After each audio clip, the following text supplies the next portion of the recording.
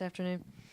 We are also now joined by our third-place finisher, Carl Edwards, driver of the number 99 Aflac Ford.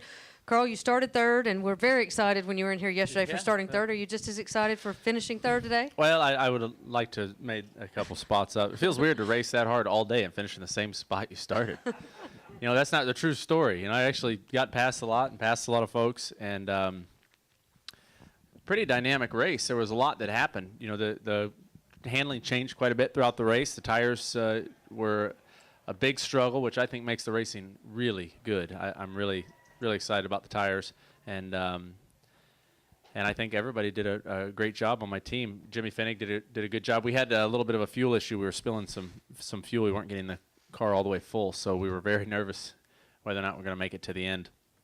And top three finishes is, I mean, it's something we can be proud of, and if we can keep coming here and qualify well and finish well, eventually we will win one of these races. All right, we'll open it up for questions for Carl. Please raise your hand. We'll get a mic to you. State your name and affiliation.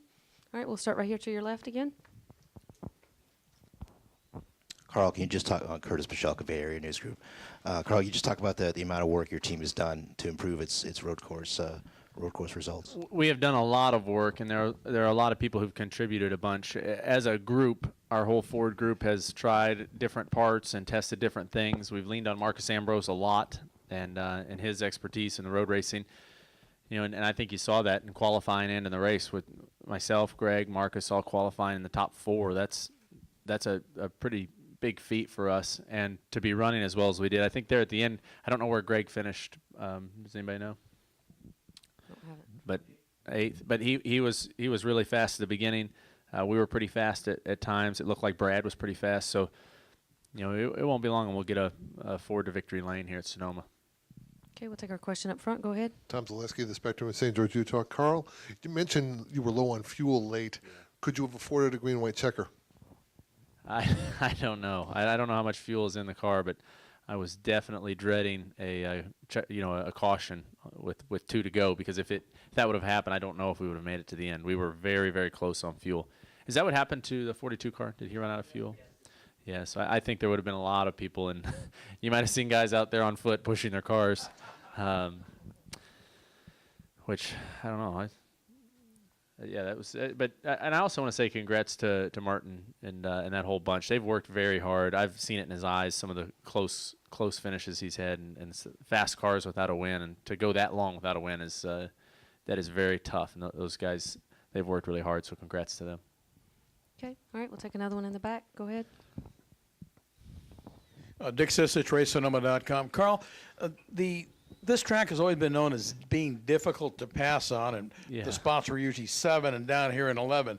But I saw some passes today with that Gen 6 car all over the track. So it looks to be a lot racier on a road course than it usually is. That's interesting, the way you put that, because I thought it was harder to pass, and that's why we saw guys taking advantage of different spots. So it's not but you are right. I saw passes happening in places that I hadn't seen them before. So it was an interesting race that way, and I think it's because everyone was closer and more even, and it was more difficult to just outbrake someone into a braking zone. It seemed easier to keep a guy behind you in the braking zone. So you saw swaps for position in the S's and up through 2 and 3, and that was pretty interesting.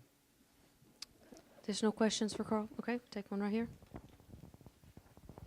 Obviously, there were a couple cautions related to the weather, slowed the race down a little. Did the rain affect you and your driving at all? I thought it was pretty neat when it was raining a little bit. The curbs were really slick, but the track, it retained a lot of grip, even though it was a little bit damp. So when they threw the caution, I thought we could have kept running.